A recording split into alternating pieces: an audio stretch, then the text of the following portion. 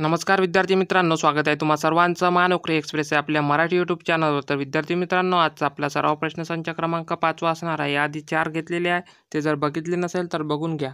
हे सराव प्रश्नसंच तुम्हाला प्रत्येक एक्झामसाठी अत्यंत उपयुक्त असे ठरणार आहे। तर व्हिडिओवर नवीन असाल तर व्हिडिओला लाईक करा आणि चॅनलला सबस्क्राईब करा। तर आजच्या आपल्या व्हिडिओला सुरुवात करूया। तर आजचा आपला पहिला प्रश्न असा आहे, ई वेस्ट पार्क भारतातील कोणत्या शहरांमध्ये स्थित आहे? तर याचे ऑप्शन दिलेले आहे, ए मुंबई, बी दिल्ली, सी चेन्नई, डी पटना। तर ई वेस्ट पार्क भारतातील कोणत्या शहरामध्ये स्थित आहे? तर मुंबई या शहरामध्ये स्थित आहे। म्हणून या प्रश्नाचं उत्तर काय होईल? ऑप्शन क्रमांक ए मुंबई। त्यानंतर आहे प्रश्न क्रमांक 2, खालीलपैकी कोणती महाराष्ट्रातील आदिवासी जमात नाही? ऑप्शन आहे, ए कातकरी, बी संथाल, सी वारली, डी गोंड। तर या प्रश्नाचं बरोबर उत्तर काय आहे? ऑप्शन क्रमांक बी संथाल ही आदिवासी जमात नाही। त्यानंतर आहे प्रश्न क्रमांक 3, स्टीफन हॉकिंग हे कोणत्या क्षेत्रामध्ये प्रसिद्ध होते? तर ऑप्शन आहे, ए अर्थशास्त्र, बी भौतिकशास्त्र, सी तत्वज्ञान, डी रसायनशास्त्र। तर या प्रश्नाचं बरोबर उत्तर आहे ऑप्शन क्रमांक बी भौतिकशास्त्र। यामध्ये स्टीफन हॉकिंग हे प्रसिद्ध होते। प्रश्न क्रमांक 4, माधवानूज हे टोपण नाव कोणाचे होते? तर ऑप्शन दिलेले आहे, ए काशीनाथ हरी मोडक, बी प्रल्हाद केशव अत्रे, सी माधव त्र्यंबक पटवर्धन, डी राम गणेश गडकरी। तर माधवानूज हे टोपण नाव होतं काशीनाथ हरी मोडक यांचं। म्हणून या प्रश्नाचं बरोबर उत्तर काय होईल? ऑप्शन क्रमांक ए काशीनाथ हरी मोडक। प्रश्न क्रमांक 5, मध्य प्रदेश सरकारद्वारा कोणाला तानसेन सन्मान 2023ने सन्मानित करण्यात आले आहे? ऑप्शन दिलेले आहे, ए गणपती भट, बी दालचांद शर्मा, सी पंडित सोपान चौधरी, डी मंजू मेहता। तर या प्रश्नाचं बरोबर उत्तर काय होईल? ऑप्शन क्रमांक सी पंडित सोपान चौधरी यांना तानसेन सन्मान 2023ने सन्मानित करण्यात आले आहे।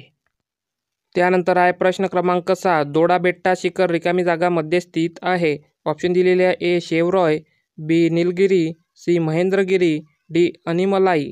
तर दोडाबट्टा शिखर हे निलगिरीमध्ये स्थित आहे। म्हणून या प्रश्नाचं बरोबर उत्तर काय होईल? तर ऑप्शन क्रमांक बी निलगिरी। त्यानंतरचा प्रश्न आहे, शिका, संघर्ष करा व संघटित व्हा हे कोणाचे ब्रीदवाक्य होते? तर ऑप्शन काय दिलेले आहे, ए दीनबंधू, बी सिद्धार्थ एज्युकेशन सोसायटी, सी समता संघ, डी बहिष्कृत हितकारिणी सभा।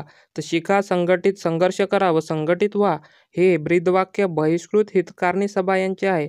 म्हणून या प्रश्नाचं बरोबर उत्तर काय होईल? तर ऑप्शन क्रमांक डी बहिष्कृत हितकारिणी सभा। त्यानंतरचा प्रश्न क्रमांक 8, महाराष्ट्रात सर्वाधिक काळ मुख्यमंत्रीपदी राहणारे व्यक्ती कोण होते?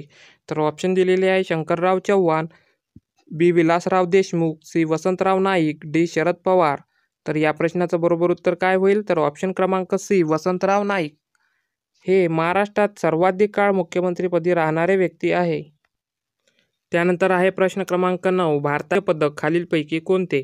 तर ऑप्शन दिलेले आहे, ए महावीर चक्र, बी परमवीर चक्र, सी अशोक चक्र, डी आहे भारतरत्न। तर भारताचे सर्वोच्च शौर्य पदक आहे परमवीर चक्र। म्हणून या प्रश्नाचं बरोबर उत्तर काय होईल? तर ऑप्शन क्रमांक बी परमवीर चक्र। त्यानंतर आहे प्रश्न क्रमांक 10, सिखांचे पवित्र स्थळ असणारे सुवर्ण मंदिर खालीलपैकी कोणत्या शहरामध्ये आहे? तर ऑप्शन आहे, ए पटियाला, बी चंदीगड, सी भटिंडा, डी अमृतसर। तर सिखांचे पवित्र स्थळ सुवर्ण मंदिर हे अमृतसर या ठिकाणी आहे। म्हणून या प्रश्नाचं उत्तर काय होईल? तर ऑप्शन क्रमांक डी अमृतसर। त्यानंतरचा प्रश्न आहे प्रश्न क्रमांक 11, भारतीय संविधानामधील कोणते कलम हे मार्गदर्शक तत्वांबाबत नाही? तर ऑप्शन दिलेले आहे, कलम 38, बी कलम 39, सी कलम 32, डी कलम 51। तर भारतीय संविधानामधील कलम कोणतं? तर कलम 32 हे मार्गदर्शन तत्वाबाबत नाही। त्यानंतर आहे प्रश्न क्रमांक 12, पन्ना ही हिऱ्याची खाण खालीलपैकी कोणत्या राज्यात आहे? ऑप्शन दिलेले आहे, ए राजस्थान, बी मध्य प्रदेश, सी महाराष्ट्र, डी छत्तीसगड। तर पन्ना ही हिऱ्याची खाण मध्य प्रदेशमध्ये आहे। म्हणून या प्रश्नाचं उत्तर होईल ऑप्शन क्रमांक बी मध्य प्रदेश। त्यानंतर आहे प्रश्न क्रमांक 13, सुधीर रसाळ यांना कोणत्या भाषेसाठी साहित्य अकादमी पुरस्कार 2024 जाहीर झाला आहे? ऑप्शन दिलेले आहे, ए हिंदी, बी कोकणी, सी मराठी, डी इंग्रजी। तर सुधीर रसाळ यांना मराठी या भाषेसाठी साहित्य अकादमी पुरस्कार 2024 जाहीर झाला आहे। म्हणून या प्रश्नाचं उत्तर होईल ऑप्शन क्रमांक सी मराठी। त्यानंतरचा प्रश्न आहे प्रश्न क्रमांक 14, राष्ट्रपती राजवट ही घटनेच्या कोणत्या कलमान्वये लागू करता येते? तर ऑप्शन दिलेले आहे, कलम 356, कलम 358, कलम 360, कलम 370. तर राष्ट्रपती राजवट ही कलम 356च्या कलमान्वये लागू करण्यात येते, म्हणून याचं उत्तर होईल ऑप्शन क्रमांक ए कलम 356. प्रश्न क्रमांक 15. INS निर्देशक जहाज कोणत्या ठिकाणी भारतीय नौदलात सामील झाले आहे? तर ऑप्शन डी काय आहे? ए काय चेन्नई, बी नवी Delhi, C Visakhapatnam, C D Mumbai. तर INS निर्देशक जहाज हे विशाखापट्टणम या ठिकाणी भारतीय नौदलामध्ये सामील झाले आहे, म्हणून या प्रश्नाचं उत्तर होईल ऑप्शन क्रमांक सी विशाखापट्टणम. विद्यार्थी मित्रांनो, व्हिडिओ आवडल्यास व्हिडिओला लाईक करा आणि चॅनलवर नवीन असाल तर लगेच चॅनलला सबस्क्राईब करून घ्या. अशाच प्रकारचे व्हिडिओ तुमच्यासाठी घेऊन येत राहतो. तर भेटूया पुढच्या नवीन एका व्हिडिओमध्ये. तोपर्यंत धन्यवाद.